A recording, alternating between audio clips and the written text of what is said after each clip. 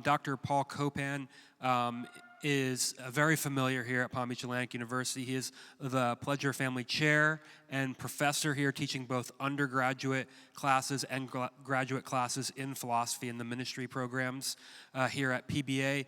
He is author of very, very many books. I don't know if we're able to count how many now, but if you want to do this, you can just fill up your bookshelf like I have, where I've just got the Paul Copan section of books that can really fill out there. We've got a great selection of books of his out in the outside in the foyer area, and some of them pertaining specifically to the topic at hand today. So if you're interested in that, that would be great. To check those out. Paul is a fantastic speaker, very knowledgeable, but also comes with just incredible Christian character that really is unique and really special to my heart, and I know to many of those who know him. So please welcome Dr. Paul Copan.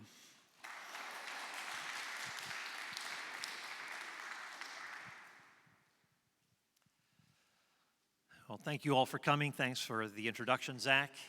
We are dealing with a challenging topic. I'd say it's second to the question of warfare in the Old Testament in terms of top questions people will ask about the Old Testament. So I've done some work in this area, and we're just going to tackle the servitude question, and wanted to begin by quoting perhaps a familiar person to some of you, Sam Harris, who talked about slaves being treated as farm equipment in the Old Testament. Is that true? Are they merely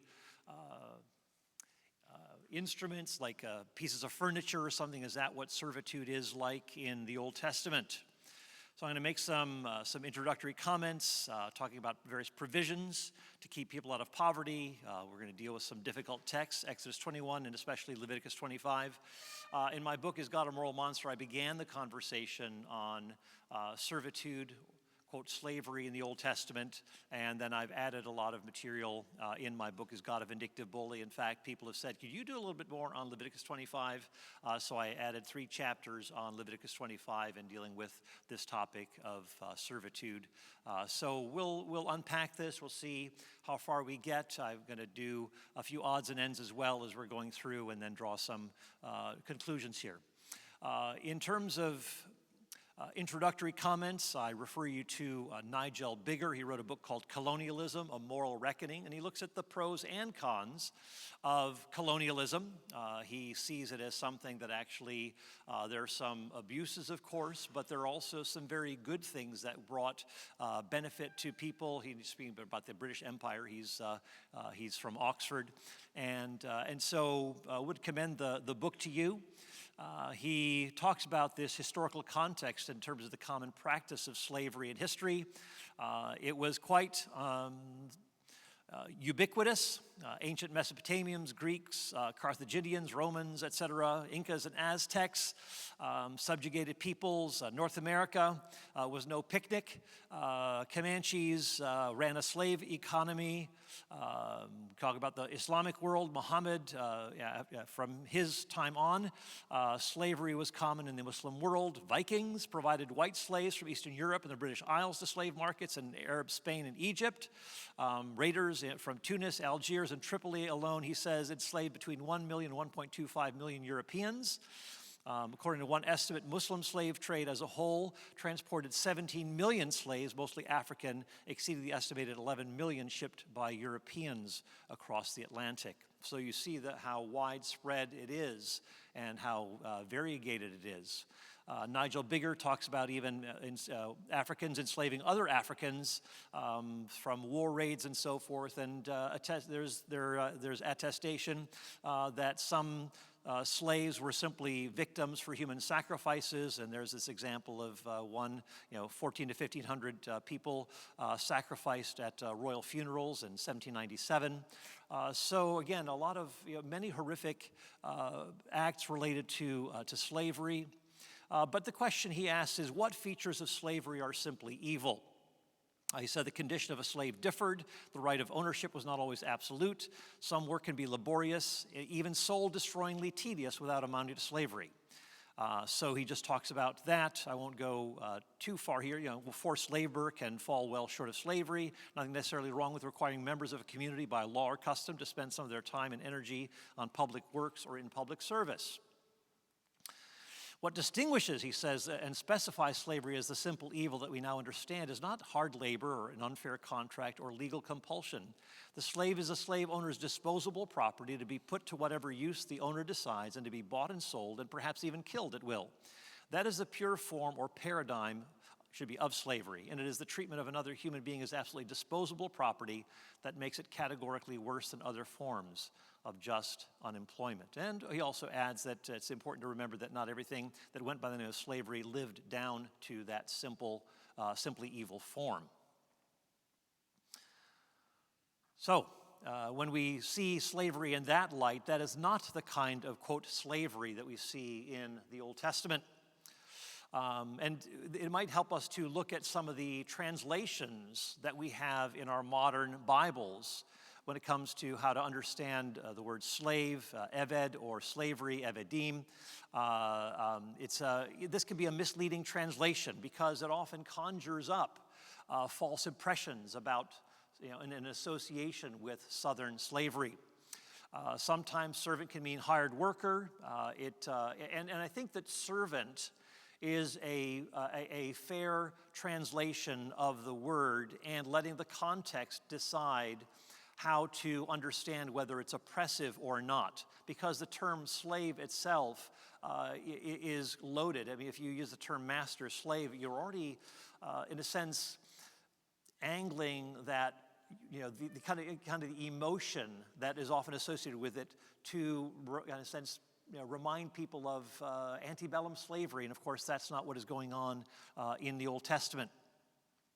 At root, of course, the word avad is someone who is a worker, and it is this dependency relationship. It's fundamentally a neutral word. It can be used positively, it can be used negatively, neutrally. So, for example, Moses and Joshua are called servant of the Lord, the Eved Adonai, and it's very positive. It's an honorific title.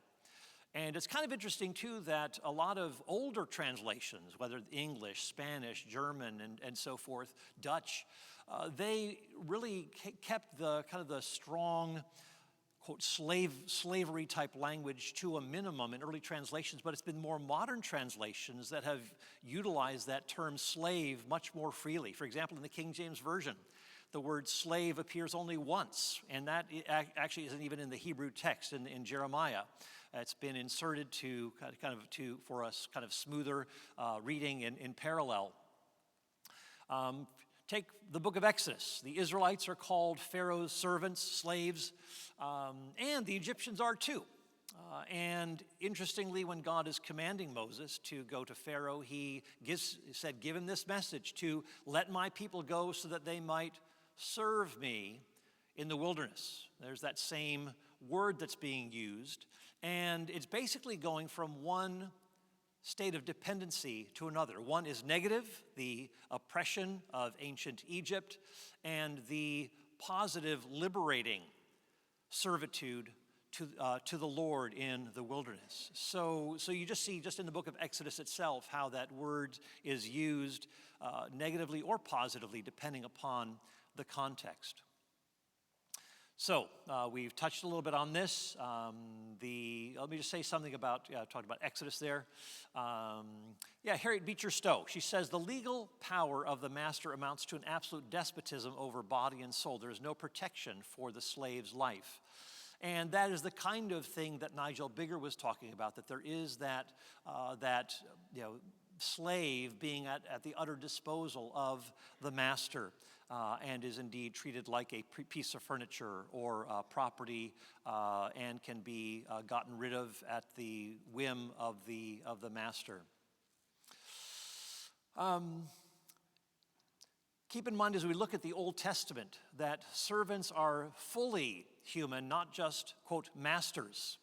Job, for example, says that the male and female servants, he said, if I've disregarded the right of my male servants or my female servants when they disputed with me, what will I do when God confronts me in judgment? When he intervenes, how will I respond to him? Did not the one who made me in the womb make them? Did not the same one form us in the womb? So you see, fundamentally, you see this broad, overarching vision in the Old Testament that begins in Genesis 1 and 2, where you have this fundamental equality of all being made in the image of God. And if there are some departures from that in terms of a kind of a classism, or when people are being mistreated, or you have polygamy, it's because there is a departure from the original vision of Genesis 1 and 2. There are also various provisions that are being made for the people of Israel in the land of Israel. And it's interesting, too, that when you compare the law code or the law collection found in Scripture, the law of Moses, we call it, and you compare that to other ancient Near Eastern collections, you really see a fundamental humanizing element in the law of Moses that you don't see in various other law collections.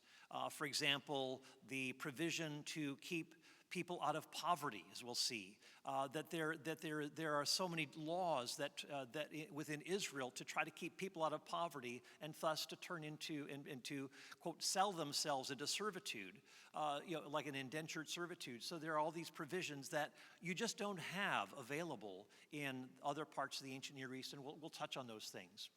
So what we do see is that impoverished Israelites could become voluntarily indentured servants for up to 6 years and permanently if desired, as we see in Exodus 21.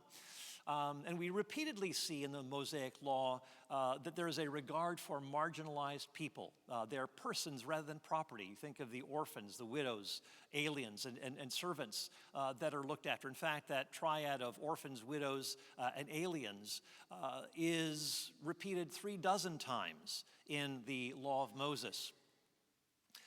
So there are easing measures to ease poverty in order to eliminate servitude, certain controls and provisions, such as these gleaning laws, and you see this very nicely illustrated in the book of Ruth, where there's a mandate not to pluck everything from the tree, figs or olives or whatever, or you don't cut everything down in your field, but rather you allow for the poor of the land to come and gather from around the edges of your field. Of course, there's that dignity of work associated with it, that it's not just kind of handouts, as it were, on the front of the property and come by and grab what you want, but you had to work for it. You also have these 6-year service limits. You also have the year of Jubilee that comes every 50th year, in which these debts are canceled. Caring for the orphan, the widow, and the alien, the orphan, stranger, orphan, widow in your midst.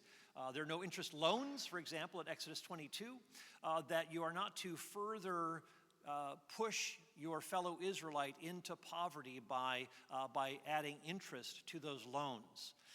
Now, there would be, for foreigners, they would be charged interest, but typically that's associated with people coming in to perhaps do business or something. But for the Israelite, you are not to charge interest and help try to keep them from going into poverty. Also, in Deuteronomy 15, to lend generously, to be generous to the poor. So you have that provision. So you also have anti-harm laws within Israel's legislation. So again, very, very different from what Nigel Bigger was describing in terms of the fundamental despotism of master over slave, to be able to do whatever one wants with a slave. Here you have the mandate to protect those who are servants, and if you gouge out an eye, if you knock out a tooth, that's where we get indentured servitude, by the way, that the servant would go free, that the person would be released without any debt to his name. So there are anti-harm laws that go along with that. Also, foreign runaway slaves from other countries, if they came to Israel, they're not to be returned back to their harsh masters. They're to settle safely within Israel's cities. So there is this provision for foreign runaway slaves. Again, you have, by contrast, the Code of Hammurabi. Now, I could babble on about this, so I'll just be very short. But if anyone receive into his house a runaway male or female slave of the court, the master of the house shall be put to death. If he hold the slaves in his house and they are caught there, he shall be put to death. So this is one of those ancient Near Eastern law codes where if you were harboring a runaway slave, then you were liable to capital punishment. Also, various ancient Near Eastern nations, Egyptians, Hittites, the Amuru, had extradition treaties to return fugitive slaves, and if they were returned, it often came with very severe penalties, maiming and so forth, of the runaway slave. So again, quite a contrast to the, these things are in contrast, to the scriptures, but also the fugitive slave laws. Again, very different from what we see in the Old Testament. In the antebellum South, you had this fugitive slave law, runaway slaves being returned to their masters because they're considered property. Another thing to keep in mind in the ancient Near East, not just for Israel, but also generally speaking in the ancient Near East, kidnapping was a capital offense. He who kidnaps a man, whether he sells him or he is found in his possession, shall surely be put to death. So there is that penalty that comes, that anti-kidnapping law that is there. So the point here is if these four provisions of the law had been heeded in the colonial West, we wouldn't have had the troubles and concerns that have marred that era. So just a fundamental attention to the law of Moses makes a huge difference. Christopher Wright, Old Testament scholar, says no other ancient Near Eastern law has been found that holds a master to account for the treatment of his own slaves, as distinct from injury done to the slave of another master, and so forth. So the otherwise universal law regarding runaway slaves was that they must be sent back with severe penalties for those who failed to comply. So let's do a little bit on some of these difficult texts. So that's just a bit of an overview, some of the provisions that were available for servants in Israel, and also provisions for those who are running away to Israel, that this would be a place of refuge for them. Now, this is a passage that some people will say, hey, look at this. This person has, I use the New American Standard Bible, and my translation, unfortunately, has this at the end, for he is his property, but let's read the whole text. Exodus 21. If a man strikes his male servant or his female servant with a staff so that he dies as a result of the blow, he will surely be punished. However, if the injured servant survives 1 or 2 days, the owner will not be punished, for he has suffered his loss, or NASB, for he is his property. Is this talking about the actual property? Well, let's unpack this a little bit.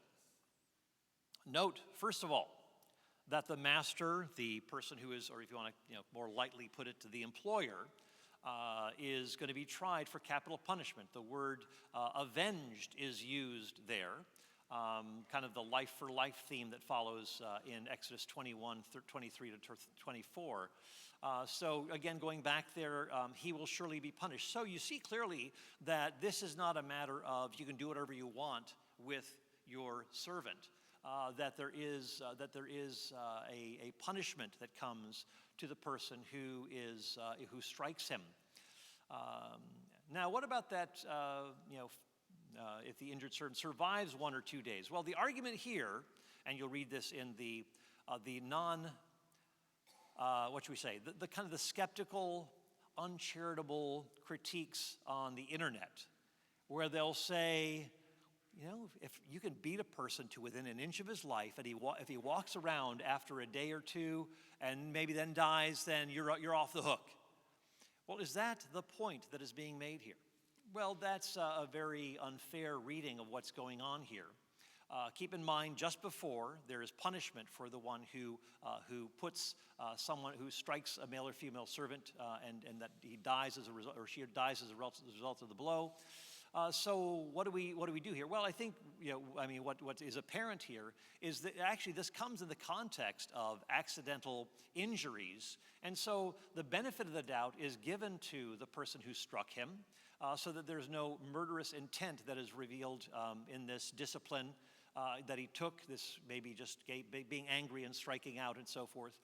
So any permanent injury would set that person free without debt. So remember, we just have been talking about if the eye is knocked out, the tooth is knocked out, well, you could go free without debt. So there is a concern about maiming and injuring, that this isn't a free-for-all to do what you want with a person who is a servant. Furthermore, there's a question about what he is his property. The word who, the pronoun it renders this a little ambiguous. And Harry Hoffner, University of Chicago, he talks about this. He says that there are two ways of understanding he is his silver, the servant is his silver, or it could be that there's a medical fee that is his silver. So what's that talking about? So let's just take this one at a time. If the text, again, we'll go back to it here, he has suffered the loss, and that underlined portion there is what we're talking about. He is his silver, or the fee is his silver. So the servant is his silver. It doesn't refer to this servant as property, but basically saying that the employer, he is his silver, would stand to lose money if he mistreats his servant. So that would be a dumb thing. And if he's just property, why would the employer be put to death if he killed his servant? So again, we've already touched on that. Now, Harry Hoffner argues that this fee, he talks about the who refers to, that pronoun refers to the medical fee is his silver. And he argues that the fee in this context refers to, punishments, quarrels, accidental killing or injury. So Exodus 21, 18, 19, if a man is struck in a quarrel, doesn't die, remains in bed, can walk on a staff, the one who struck him won't be punished, but he will pay for his loss of time and shall take care of him until he's completely healed. So that, setting the context, this medical fee, setting the context is so when the judge looks at the case, then he is able to make a fair-minded judgment that this was not intentional in terms of the harm that was done, but rather the goodwill is being shown by the one who struck him, and he's paying for his medical bills. So there is that matter to consider. And there is a modified Hittite law that does talk about providing medical treatment to show that one is providing care at one's own expense. Another text, and I'll try to speed this up a little bit. If you quote, by a Hebrew servant. Now don't get sidetracked here by this. We're talking about contracts, we're talking about indentured servitude. So just as people, when they're coming over from the old world to the new, they would have to pay a fee. They would be, in a sense, bought for their service. So once they've had passage to the new world, they would have to work for 7 years, say, for someone, and then they could go free and move about in society without any hindrance. But it says if you if you acquire a Hebrew servant, he is to serve you for 6 years, but in the 7th year he'll go free without paying anything. If he came in by himself, he'll go out by himself. If he had a wife when he came in, then his wife will go out with him. If his master gave him a wife and she bore sons or daughters, the wife and the children will belong to her master, and he will go out by himself. It goes on to say, but if the servant should declare, I love my master, wife, and my children, I will not go out free, then his master must bring him to the judges, and he'll bring him to the doorposts, and his master will pierce his ear with an awl, and he shall serve him forever. So, anyway, how do we make sense of this? There are a number of complicating factors, perhaps separation of family. What is happening here? Well, keep just a few things in mind. One, biblical scholar Richard Davidson talks about how this is not really gender specific. You can actually, laws apply to male and female alike. So this could apply to perhaps a female, that if you buy a Hebrew servant or acquire a Hebrew servant, she is to serve her 6 years, but in the 7th year she'll go free. If her master gives her a husband, and they have sons and daughters, the husband and children will belong to her master, and she'll go out by herself. Now, there's also the question here, what do we do with this, these alternatives here? What's the situation looking like? Well, again, you have this contract that goes for 6 years, and that if you are within this relationship, then you have this marriage, for example, while these two, this man and woman are servants, and so you have to fulfill your contract before you can go free, whether you're male or female, and then there may be children in the mix too, and so that also adds another layer.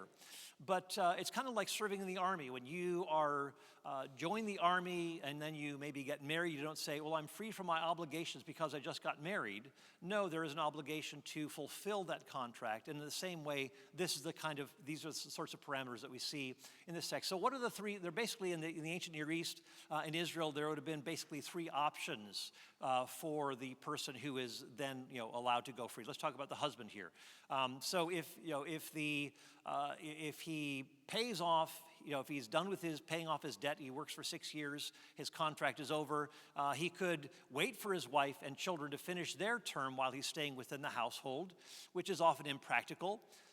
Or he could pay his boss for the family's release, redemption, which, given the fact that there is servitude, and poverty that leads to servitude, then this is often a very difficult thing to pull off, unless you maybe got a relative to buy you out of debt. Or you could commit yourself to working permanently, and this is the more likely scenario, that you attach yourself to a household permanently, and so that's why you have that ceremony. I love my master, my wife, my children, and I go out free. Then his master must bring him to the judges, and so forth. So it's a long-standing arrangement, a permanent one. John Goldingay, when in doubt, quote John Goldingay. He says that this sort of an arrangement is not bad for a servant to find refuge in an Israelite home. Perhaps many people would be reasonably happy to settle for being long-term or lifelong servants. Servants do count as part of the family. All right, let me move on to Leviticus 25. Now, this is the one that people continue to raise, and we'll try to unpack here. So, what's going on here? Well, first of all, before I begin, let me say that people often stop at a certain point in the text and they don't read further into the end of Leviticus 25. And so what I want to do is introduce you to the latter part of Leviticus 25 as we work through the language of this text. So as for your male and female slaves / servants, whom you have, you may acquire them from pagan nations that are around you. And it is out of the sojourners who live as aliens among you that you may gain acquisition. Out of their families who are with you, whom they will have produced in their land, they may also become your possession. Now, just before we go on here, we'll see, notice the language of the sons of the sojourners who live as aliens. We're going to come back to that, but this is going to be significant. Now it goes on to say, you may even bequeath them to your sons after you to receive as a possession. You can use them as permanent slaves or servants. But in respect to your countrymen, the sons of Israel, you shall not rule with severity over one another. Some people think, you can rule with severity over the Gentile servants, but not with the Israelites. As we see later on, just even a few chapters earlier in Leviticus 19, you are to love the alien in your midst. You're to love and the alien and the Israelite were to work from the same common law, that the same law applied to both of them. Now, we're not told how these Israelites acquire these Gentile servants. Could be through warfare, perhaps, or some people simply impoverished and selling, as it were, to Israelites, people so that they can have perhaps money to sustain themselves in their the family perhaps that let them work in Israel. But we come here and we're going to compare the language a little bit here. So stick with me. This is where people typically stop, but we want to keep reading. So verse 47. Remember we talked about the stranger or the sojourner. That word, the toshav and the toshavim, the gerim, the strangers, the sojourners. If the means of a stranger or a sojourner with you becomes sufficient, so those people whom you may acquire. It says that if the means of one of them becomes sufficient, and a countryman of yours becomes so poor, so as an Israelite becomes poor with regard to him as to sell himself to the stranger who is sojourning with you, or to the descendants of a stranger's family, he shall have redemption right, and so forth. One of his brothers may redeem him, and so forth. And so it goes on to talk about even the Israelite prospering, or becoming sufficient, so that same terminology is being used. So it's very interesting to see as we unpack this, the same language used of foreign servants is being used of the Israelite as well. So you can talk about the legal transactional language of acquiring, something we even have in our sports language, team owners buying and selling players, trading them to another team and so forth. So you can have this transactional language, but it doesn't diminish the humanity of those who are servants. It's interesting, too, that even as you look at some of the foreign servants who are living in the land of Israel, you just don't get any sort of impression. You think of, Ebed-Melech in the book of Jeremiah, or Shebna, the secretary who's working under Hezekiah. Shebna is an Egyptian name, and so forth. As you look at these foreign servants who are working in Israel, it's not as though they're being treated in any sort of demeaning way. In fact, keep in mind the foreign servant who ran away from, to come to Israel is allowed to be settling in any of Israel's cities. So there's a place of refuge here. So we need to take the broader picture here of what we see in the Old Testament. So as you compare the language, so we have, interestingly, the Israelites are called aliens and sojourners with God, verse 23 of like Leviticus 25. And we also have non-Israelites who are also called the sojourners who live as aliens in the land. The word Eved can be applied, of course, to an Israelite who is a servant, and also a non-Israelite male servant. The female servant, Amah, the word for is used there for the female. They may be acquired. Also, the Israelite servant must calculate with the one who bought him, so that comes later on in Leviticus 25. So again, that word of buying or acquiring is used interchangeably between Gentiles as well as Israelites. So an Israelite may acquire, kana, servants from pagan nations that are around them. So you see that kind of language, that basically the same kind of vocabulary is applied to both Jew or Israelite and Gentile. Eve acquires a son with the help of the Lord. Boaz is able to acquire Ruth. The Israelites were purchased, kana, by God who brought them out of Egypt, and so forth. So you see that kind of language that's being used. The word prosper, again, as I've mentioned before, notice on the right-hand side of a stranger or sojourner with you becomes rich, and your brother beside him becomes poor and sells himself to the stranger. So here you have these strangers who have been brought to Israel. They're aliens and sojourners, but they're also able to rise up and become economically self-sufficient to the point that they can actually even hire an Israelite to be servants for them. Not ideal, and if you could buy them out, that's great, but you see that kind of language being utilized. And then there's a language, too. You can have Israelites can have a permanent or olam, non-Israelite servants. You can also have the Israelite servant who declares he loves his employer, and I will not go out free, and then he shall serve him forever, olam, permanently. So we've seen that. Notice, too, just the language surrounding Leviticus 25. The stranger who resides with you shall be as a native among you, and you shall love that stranger as yourself. For you are aliens in the land of Egypt. I am the Lord your God. So God is reminding the Israelites, you were once aliens in the land of Egypt. And again, that's repeated over and over again. Deuteronomy 14, the Levite has no portion in inheritance among you. The alien, the orphan, the widow, they shall come and eat and be satisfied. Don't pervert justice. Do an alien or an orphan. Deuteronomy 27, curses he who distorts the justice due an alien, orphan, and widow. So you see that language, that concern for those who could easily be taken advantage of in Israelite society. So God is even pronouncing a curse on those who distort justice due to those who are those aliens. The dehumanization of servants was not permitted, whether you're an Israelite. So in Leviticus 25, you shall not rule over him with severity. Again, foreigners, they could run away and be protected in Israel. You shall love the stranger as yourself, etc., for you were once strangers, aliens in the land of Egypt. As we've seen, you could run away. Also, Israel's laws were to protect both Israelite servants as well as strangers. Foreign servants, as we've seen, are elevated in Israel, and I gave a few examples here. I didn't mention Caleb's descendant, Sheshan, who gives his Egyptian servant Yarha to his daughter in marriage, and they had a child. So there's an Egyptian servant who's just incorporated into the family through marriage.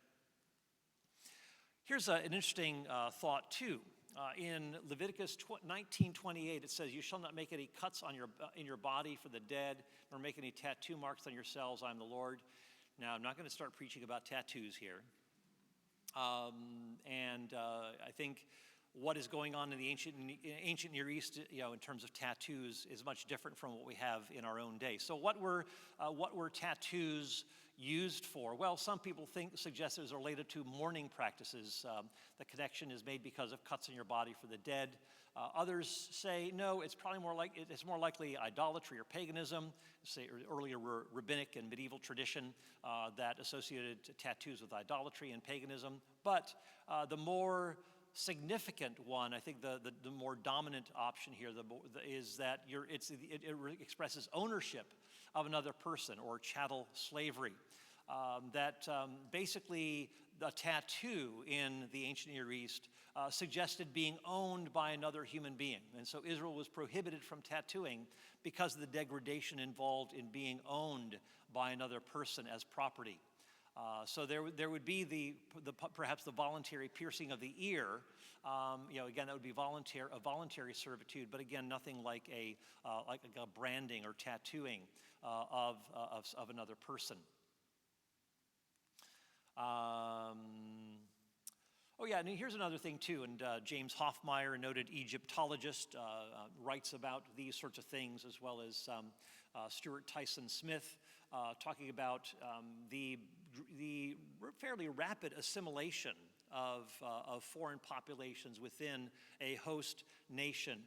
Maybe they're taken into captivity or something, or they are migrating to another place, and often, like think of Daniel and his 3 friends, taking on Babylonian names, learning the culture and so forth, and fairly readily assimilating. And so James Hoffmeyer said that people who are servants, who are foreigners, who come to live in Israel, basically 1 or no more than 2 generations, they would become assimilated into Israel. And so it's a modern misreading of the text that assumes the offspring of servants continue within a household generation after generation. There's a rapid assimilation process that takes place, and there's James Hoffmeyer's comments there. All right, here are a few things. We'll have a little bit of time for question, but I think this is very interesting. David Kleins, who died I think earlier this year, but a marvelous biblical scholar, he says that there is an extraordinary provision for foreign runaway slaves that ultimately undermines the institution of servitude altogether. So he says, it's interesting that in 1 Samuel 25:10, Nabal, the word meaning this fool, he says to David's servants who come to him and are seeking provision, he says, "Who is David and who is the son of Jesse? There are many servants today who are each breaking away from his master." So people could, if they were being mistreated, they could leave their master, their employer, and sign on with somebody else and be taken care of by that person instead. So whether it's a foreign runaway slave who wants to get away from a harsh master, or someone who wants to get away from a harsh employer, boss in Israel, there is the basic provision or availability of runaway. Klein says, what is amazing about the law of the fugitive slave is that it enables a slave to acquire his or her own freedom by the relatively simple expedient of runaway. A slave can choose not to be a slave. And he adds, if a slave can choose not to be a slave, then the concept of slavery does not exist as it was once thought to exist. And he continues, he says the same thing with Exodus 21:6, the servant loves his employer, master, and freely chooses to attach himself permanently to that household. And he says slavery is in a sense abolished when it ceases to be a state, when a person is forced into it against his will. And so he says this blurring of the lines between freedom and servant or slave, he says this institution has lost its conceptual force. So he sees that there is something unique going on here. That the intent was not to have some sort of a permanent institution, and there's a lot of fluidity in this. Thomas Schirmacher, Old Testament sharply condemns slavery as we know of it from Greek, Roman, Islamic, and modern colonial history, and imposed the death penalty on human traffickers. The New Testament follows this condemnation. For example, in the book of Revelation, when Babylon is being condemned, again quoting from the book of Ezekiel, being condemned for treating human beings as cargo. And so there's that. And this is, I think, helpful to note too. The Old Testament anticipates a fulfillment of the Mosaic law that obliterates the distinction between Israelite and foreigner. So even if, say, I'm wrong about these things that I've said thus far, there is this anticipation in the Old Testament that what is going on in the Mosaic law is going to be transcended by an elevated, kind of a restored, but also redeemed vision for humanity. So, in fact, keep in mind, Jesus himself acknowledged that Moses issued some non-ideal laws because of the hardness of human hearts, Matthew 19:8. But the goal in the end is that Jews and Gentiles alike would obey God's law, Isaiah 2, Micah 4, Isaiah 19, where Assyria, Egypt, and Israel are together called my people, the work of my hands, and my inheritance, respectively. You also have, both the alien and Israelite were to live under one standard in the land, as we've seen. But it says, even this servitude text like Leviticus 25, however harshly the critic may judge it, can't be taken as ideal even by Old Testament standards themselves. What do I mean here? Well, just take a look here at what Isaiah says. Let not the foreigner who has joined himself to the Lord say, the Lord will surely separate me from his people. Nor let the eunuch say, behold, I'm a dry tree. Also the foreigners who join themselves to the Lord to minister to him and to love the name of the Lord, to be his servants, everyone who keeps from profaning the Sabbath and holds fast my covenant, even those I will bring to my holy mountain and make them joyful in my house of prayer. Their burnt offerings and their sacrifices will be acceptable on my altar, for my house will be called a house of prayer for all peoples. So you have, again, the foreigners being joined to the Israelites, that there's not this Jewish-Gentile distinction, that will fundamentally, that all who are, of course, we see in Romans 4 and Galatians 3, all who put their trust in Christ, whether Jew or Gentile, are the children of faith, of Abraham. And again, a final text that we can just ponder here. Isaiah 58:6. Is this not the fast which I choose, to loosen the bonds of wickedness, to undo the bands of the yoke, and to let the oppressed go free, and to break every yoke? This is the kind of vision that we see in the Old Testament. This is what we have going on, that if there is something that is to be, if there is oppression, if there is bondage and so forth, these are things that are negatively viewed in the Old Testament. And of course, the vision that we see here is that be broken. And Jesus himself, quoting from Isaiah 61, there is this passage of where Christ comes to bring release to the captives in this day of the Lord. So some people say, oh, Jesus never said anything about, quote, slavery. Well, he basically spoke out against oppression, against bondage, against those things that demean and diminish other people. So anyway, so that I wanted to end with that, but I think these are, could try to give you a bit of a range of important considerations, and we can maybe take a little bit of time now to tackle some of the questions you may have. I gave a very truncated version of this. If you want to look at the Moral Monster book, and then beyond that, the book is God, a Vindictive Bully. That will go into a lot more detail. But thanks for listening, and happy to take your questions.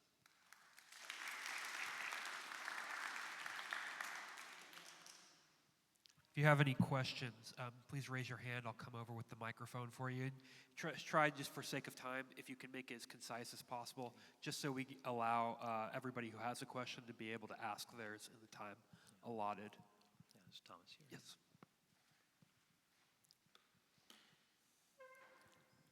Dr. Copan, did you address the point of how the male servant, he can go, but female servants, and I think in Leviticus this might be stated too, they Deuteronomy, can't. yeah. Yeah. I'm sorry? No, Exodus talks about that, and Deuteronomy seems to, bring out in greater explanation that it applies to both male and female servants, so Deuteronomy 15. Okay, so it is not, because what I hear is that it's just for the males, but that's not necessarily the case. Yeah, I mean, I know there are some people, who would say that it's just the male. There are others who argue that, well, not so fast. The male and female strictures are fundamentally, they're interchangeable, and that it's not as though there is this it's only a kind of a one-way or asymmetrical approach to it. So something like Richard Davidson in his book, The Flame of Yahweh, he's, citing other people as well, argue that it's not necessarily restricted to just the male who gets to go free, but also it could apply to the female as well, and judges would be able to make those sorts of determinations.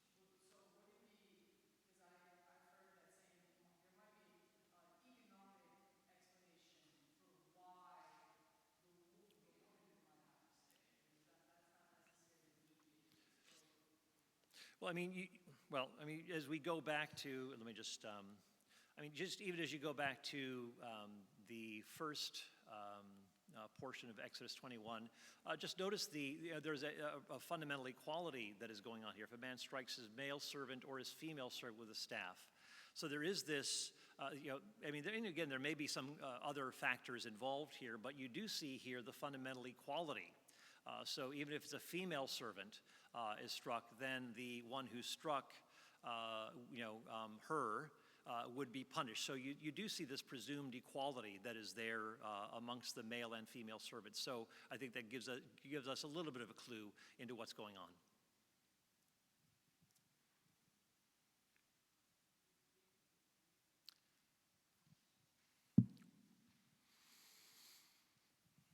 I can't remember where I read that in Old Testament times and in the Old Testament, women and slaves are always treated better than they were in the surrounding culture. Is that a fair summary? There is some, like you'll have in, Egyptian literature and so forth. There is a regard for, say, your mother, listening to your father as well as your mother in some of the Egyptian wisdom literature and so forth. And that actually the book of Proverbs draws on and uses that same sort of language. But you do have, there is a presumed equality within Israel, male and female being made in the image of God. And you may have varying degrees of, what should we say? I don't want to use the term patriarchy in the ancient Near East. It's actually kind of a modern term that sometimes is slapped on to the ancient Near East.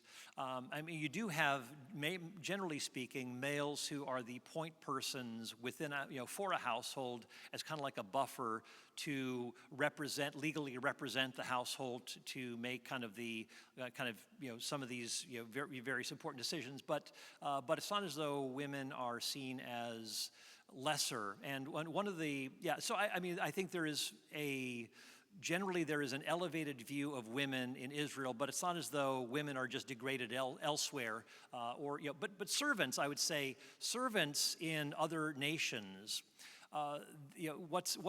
some people have looked at ancient Near Eastern law collections. They have noticed the difference between what is called the law of persons and the law of property. And in other ancient Near Eastern cultures, property received greater priority, property crimes, greater priority than person crimes, which is definitely something that Israel embodies. And we see this really kind of the lead off of their earliest covenant code is dealing with servants and the proper treatment of them and so forth. You also have in ancient Near Eastern law collections, in that book that I mentioned or had up there by David L. Baker, it's Open Hands or Tight Fists, and it's dealing with economic sorts of issues in the Old Testament. And one of the things that he points out, and it's a remarkable contrast, he looks at ancient Near Eastern law collections and then looks at Israel's worldview and laws, and shows how in virtually every case, whether it comes to how the poor are treated, provisions for the poor, foreigners, those who are indebted and so forth, that the provisions within Israel are far more humanizing. For example, there are no gleaning laws in the ancient Near East, other ancient Near Eastern law collections. You have a fundamentally hierarchical law structure in these other ancient Near Eastern law codes, where if you're higher up in the ladder, then your punishments are greatly diminished or don't exist at all. The lower you are in the totem pole, the more severe the punishments are. So it's not a universal kind of thing within those lands to have equality of treatment before the law. You can also have the interest loans, for example.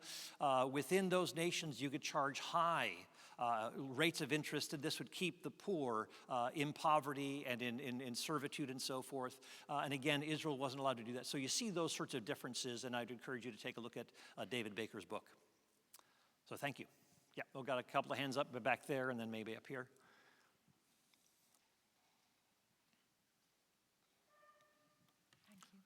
Thank you, Doctor. What happens in our society today is that there are, as we all know, black slavery has been justified by not all white people, but they compare it to the Old Testament slavery. Can you elaborate a little more why they say it's justifiable, how black people were treated? Yeah. Well, of course, there are differences too. In the Old Testament, servitude was not based on race, whereas we see that being appropriated.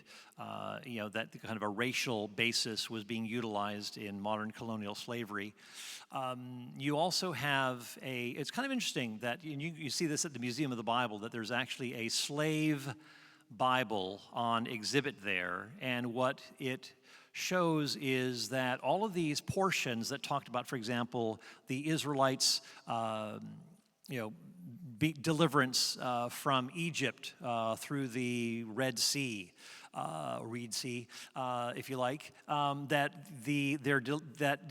these things are omitted. All the things that where you see people being delivered from servitude, provisions being made to get out of servitude and so forth, all of those things are excised in this particular edition of the Bible. So there's certainly a lot of lopsided reading in that location alone, that particular book alone.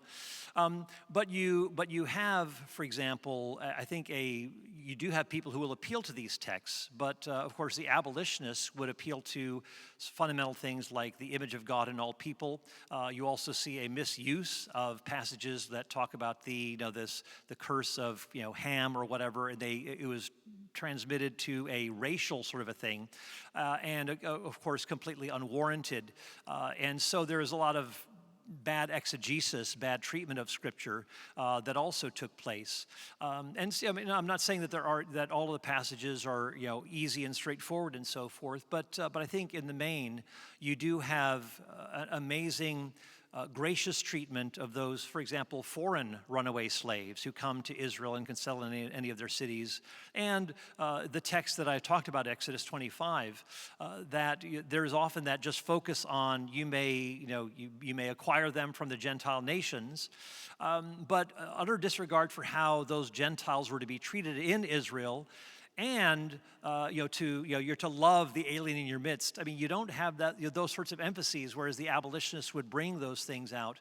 And you also don't have the rest of Exodus 25 or Leviticus 25 being brought to the fore, that if this alien or stranger who dwells among you becomes a person of means, he may acquire an Israelite servant. You don't have that passage being referred to. And so you have kind of a misshapen or a distorted approach to a lot of these Old Testament texts. But again, even as I said, if these provisions that were made in the law of Moses were being applied in modern colonial slavery, it wouldn't have been the kind of issue that it had become. For example, kidnapping. How was kidnapping was the very basis for modern day slavery, and it was prohibited. It was even capitally punishable. So anyway, those are a few things that I would say in response. So thank you. Yep. I've got just this may be the last question, depending upon how long Addison goes. Okay.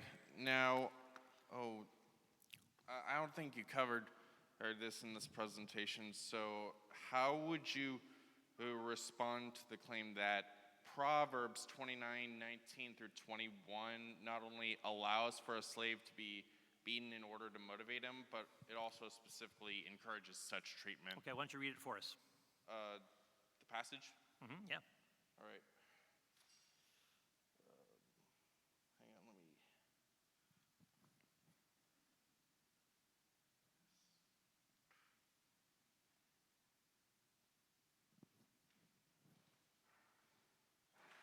Okay. By mere words, a servant is not disciplined, or though he understands, he will not respond. Do you see a man who is hasty in his words? There is more hope for a fool than for him. Whoever pampers his servant from childhood will in the end find him as heir. Okay. Could you repeat that? Could you read that last verse again? Whoever pampers his servant from childhood will in the end find him his heir. Okay, sounds pretty good to me, doesn't it? Pampering your servant. I mean, you do have certain descriptive things about people who may do certain things to their servants, you do have certain measures that the law of Moses is aiming to guard against. So yes, there may be room for discipline, but on the other hand, some sort of permanent injury will set a servant free. So it's not as though we have to pit one against the other. We need to take, say, something fundamental like the law of Moses to give to us guidance as to what is appropriate and what is inappropriate. Is it extreme measure being taken? Well, maybe that person needs to let his servant go if he's gone to a certain extreme to gouge out his eye or knock out his tooth. So anyway, those are a few things that I would add. Thank you so much. Well, we're out of time, folks. Thanks for coming. And again, check out the books in the back if you're interested.